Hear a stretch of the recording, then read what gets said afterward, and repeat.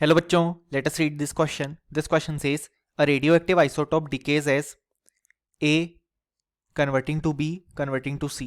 The half-lives of A and B are 10 month and 6 month respectively.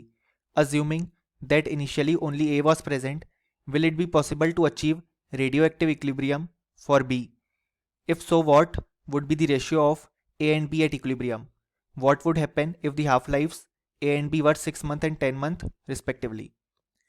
सो इस question को solve करने के लिए जो की कॉन्सेप्ट रिक्वायर्ड है हमारे पास वो है यहाँ पे concept of radioactive decay.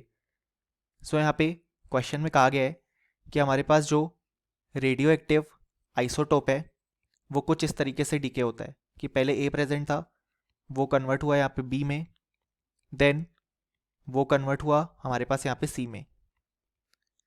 So यहाँ पे हाफ लाइफ जिसे हम टी हाफ से लिखते हैं फॉर ए यहाँ पे 10 मंथ गिवन है और जो हाफ लाइफ है बी के लिए वो 6 मंथ गिवन है।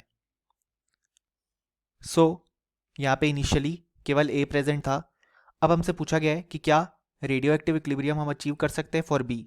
सो यहाँ पे हमारे पास हम रेडियो एक्टिव इक्विलिब्रियम अचीव यहाँ पे कर सकते हैं क्योंकि यहाँ पे हमारे पास जो ए है उसकी हाफ लाइफ बी से ज़्यादा है।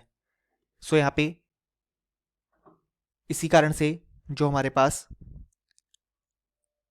Ratio of A and B at equilibrium जिसे हम एन ए और एन बी से डिनोट करते हैं वो हो जाएंगे यहाँ पे in the ratio of their half life, क्योंकि उसी के अकॉर्डिंग यहाँ पे ये डिके हुए होंगे। सो ये हमारे पास 10/6 यानी कि वैल्यू आ जाएगी 1.66।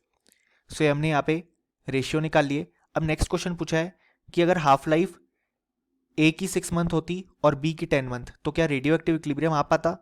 सो यहाँ पे इसका आंसर हो जाएगा नो, क्योंकि इस केस में हमारे पास